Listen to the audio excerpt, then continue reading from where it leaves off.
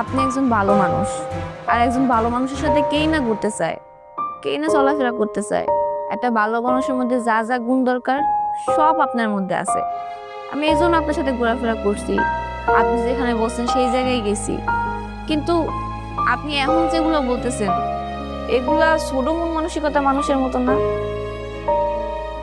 একটা ভালোবাসার মানুষের মধ্যে যা যা থাকা দরকার, আমি যারা ভালোবাসবো তার মধ্যে যা যা থাকা দরকার, এগুলো কিছুই আপনার মধ্যে নাই।